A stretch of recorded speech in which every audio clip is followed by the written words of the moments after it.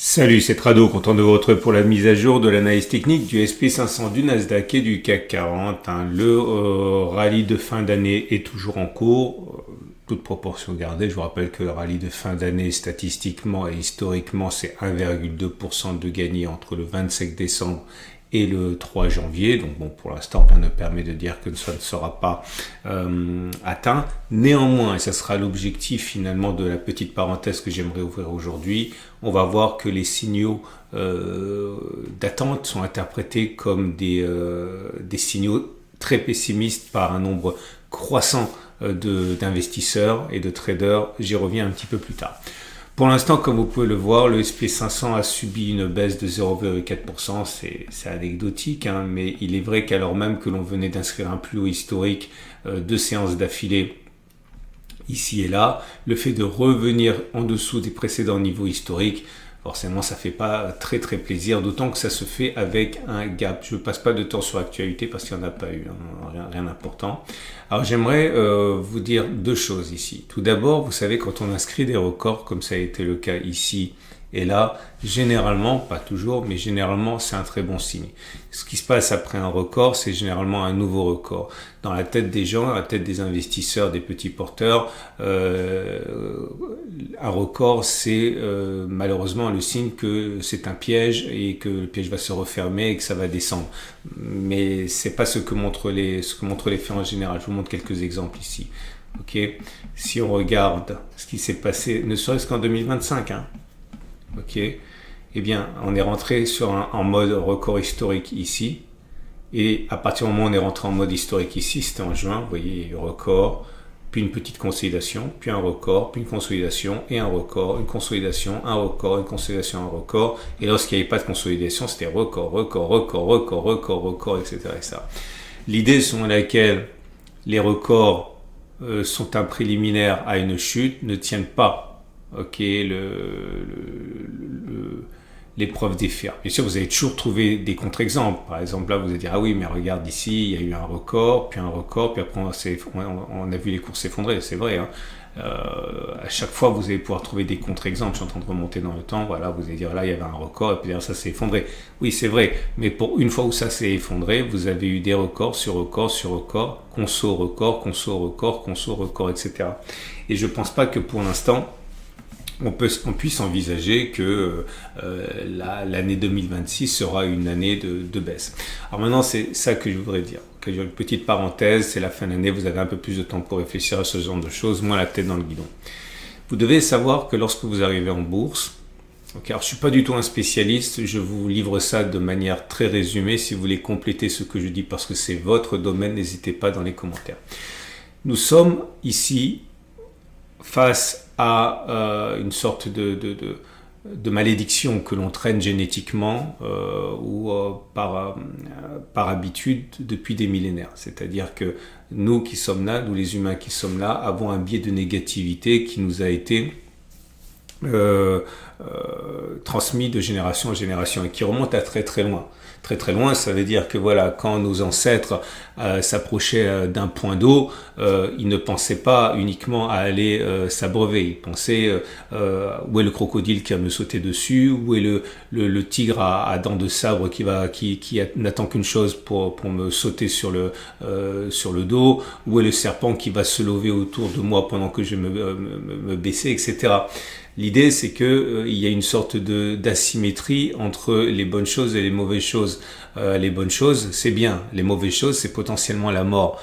Okay. Ou alors, si vous préférez, notre homme préhistorique était plus content, plus apeuré en termes d'intensité par le danger qu'il n'était content et satisfait par le fait de trouver une vieille carcasse que certaines hyènes généreuses avaient laissée, etc. Et c'est un petit peu la même chose en termes de marché, c'est-à-dire qu'on a une sensibilité à la peur qui est beaucoup plus marquée que le plaisir que l'on a lorsque l'on gagne. Tout simplement parce qu'on a gardé génération après génération, siècle après siècle, millénaire après millénaire, l'idée qu'il fallait accorder beaucoup plus d'importance au danger qu'à la plénitude. Tout simplement parce que le danger, c'est potentiellement la mort. Et nier ce danger, c'est potentiellement finir dans le ventre d'un tigre. Et c'est un petit peu l'idée ici, c'est-à-dire que quand on voit un record, au lieu de se dire ah super, j'ai trouvé une carcasse de hyène où j'ai trouvé des restes que les crocodiles n'ont pas voulu, eh bien on voit tout de suite le mal et on voit tout de suite le danger, de la même manière que on regardait d'abord autour de soi pour voir s'il n'y avait pas un prédateur avant de s'approcher de l'étang, etc., etc. Pourtant c'est faux, vous le voyez bien, lorsqu'on a des bonnes choses qui se produisent, généralement elles ont tendance à se reproduire encore. Quand on est sur une tendance, cette tendance a tendance à se pérenniser plutôt que de s'inverser. Et là, c'est exactement ça. Je suis en train de lire sur les réseaux sociaux, on est en train de m'envoyer des messages en me disant Trado, est-ce que c'est un faux signal? Est-ce que maintenant on va avoir un crash? Est-ce que c'était une fausse cassure, etc. Oui, ça va sans doute baisser un petit peu encore. Je vous donne simplement mon sentiment. Peut-être. Ok, mais pour moi c'est pas du tout le signe que c'était une fausse cassure haussière et ça remet absolument pas en cause le fait que pour moi on pourrait avoir statistiquement une continuation du rallye de Noël, enfin le rallye de fin d'année et des nouveaux records à la clé. Alors c'est vrai, il y en a qui disent et ils ont raison, il y a un gap, c'est un signal de force baissière totalement, c'est vrai et ça veut dire que il est potentiellement envisageable ça continue à baisser, mais je vous montre, ok? J'aimerais vous montrer un signal baissier que l'on aurait. Alors je sais pas ce que je vais pouvoir trouver. Je pense que c'est le. Je peux vous trouver. Qu'est-ce que j'ai comme signal baissier? Bah là j'en ai pas. Je vais vous montrer le Nasdaq alors, parce que le Nasdaq, on va sûrement avoir un truc. Parce que la baisse est un peu plus profonde, 0,46%. Voilà, il y a un signal baissier sur le stochastique. Non, sur le Williams R%. Ben voilà, c'est parfait. Vous savez que j'adore le Williams R% pour des signaux de court terme. Ok, et je vais vous montrer ce que ça aurait donné, ce Williams R% sur le Nasdaq. Alors, regardez ici. Ça, c'est le signal tel que je l'aime bien, à la hausse. On l'a pris. Hein. On avait dit que ça allait monter, c'est monté. On a dit que ça allait monter. On a vu que c'était monté ici, c'est monté. Bon, le Williams R%, c'est quand vous sortez de la zone de surachat ou de survente, vous prenez le signal. Là, on achète aussi, etc. Ça fonctionne très très bien. Et là, vous avez l'équivalent, mais en signal baissier. Là, est-ce que ça veut dire pour autant qu'on peut spéculer à la baisse? Pas pour moi. Regardez ici, on a eu un signal, ça a fonctionné. Là, vous avez eu encore un signal, ça a fonctionné. Là, vous avez eu un signal, ça a fonctionné aussi. Là, vous avez eu un signal, ça n'a pas fonctionné. Là, vous avez eu un signal, ça n'a pas fonctionné. Là, vous avez eu un signal, ça n'a pas fonctionné, etc. Vous allez très vite vous rendre compte que les signaux baissiers, alors que la structure elle est haussière, ont tendance surtout à vous apporter des moins-values qu'autre chose. Tout l'objectif de ce que je suis en train de vous dire, c'est que il faut vous défier de vos biais et il faut vous défier de ce que vous voyez à gauche, à droite, dans les actualités, dans les réseaux sociaux, sur les réseaux sociaux, etc. Oui, on est sur un niveau record. Oui, il y a un aveu de faiblesse là. Mais non, je ne pense pas qu'il faille y accorder plus d'importance que cela ne mérite. Okay? Même s'il y a des signaux baissiers. Pourquoi? Parce qu'on est en structure haussière. Et le plus important, c'est la structure. Okay? Donc voilà. Donc si vous êtes haussier, vous pouvez acheter avec un stop de protection. Par exemple en dessous de ce gap en clôture ou alors carrément en cas de clôture en dessous des précédents creux. Alors c'est un stop de protection assez éloigné, hein, mais ce serait pour du moyen terme. Également, je pense que si on arrive à clôturer au-dessus de ce gap demain, ce sera un signal aussi avec un stop de protection en dessous de cette bougie. Ça pourrait être pas mal, c'est des choses que j'aimais bien faire. Si vous avez un biais baissier, vous pouvez le prendre. Hein. Je dirais stop de protection en cas de clôture au-dessus du gap, ok, ou alors au pire en cas de retour au-dessus de cette zone. Si vous voulez plutôt trader le Nasdaq, hein, j'ai envie de dire que c'est pareil, hein, j'ai aucune raison ici d'envisager une fin de baisse. Vous avez un gap qui a été ouvert, j'ai oublié de le signaler, là c'est la même chose. Hein.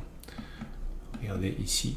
Donc si vous voulez spéculer à la baisse, vous pouvez spéculer à la baisse, stop de protection en cas de comblement du gap en clôture ou alors en cas de touchette au-dessus de ce plus haut. Si vous voulez acheter, soit vous achetez avec un stop de protection large en dessous, en cas de clôture en dessous des plus bas, soit vous pouvez acheter avec un stop de protection en cas de clôture en dessous de ce gap-là, c'est possible aussi. Ok, mais bon, ça reste quand même, on va dire, positif tout ça.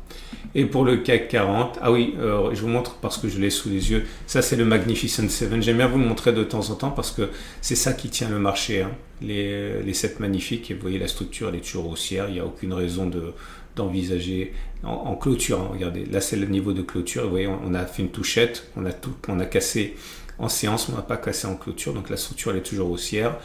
Vous avez également le Dow Jones hein, qui est haussier. Aucun danger. Alors attention parce que le VIX a augmenté un petit peu, mais c'est pas très significatif non plus. L'or s'est effondré de 4%, mais c'est normal parce qu'on avait beaucoup monté et puis bon, ça remet absolument pas en cause la tendance haussière. Si vous voulez acheter, vous pouvez éventuellement être intéressé par un retour sur les 40, 20, 38, 80. Pour Bitcoin, c'est pareil, on a vraiment du mal avec Bitcoin, mais sur une zone de support. Hein. Ceux qui veulent acheter peuvent le faire avec un stop de protection en cas de clôture sur les 86, 80, 400. Et je reviens sur le CAC 40 que j'ai balayé trop vite. C'est toujours haussier, mais on est sur une résistance. La structure, elle est haussière. Si vous êtes haussier, vous pouvez acheter stop de protection en cas de clôture sous la structure. Si vous êtes baissier, vous pouvez spéculer la baisse en cas de clôture hebdomadaire au-dessus des plus hauts, là, je dirais. Ok, voilà. Vous avez plein de vidéos qui vous attendent. Je ne sais pas si vous les avez déjà vues. Donc, les vidéos sur l'or, la vidéo sur les cryptos, etc., sur les ETF. Excellente journée. À demain pour la mise à jour.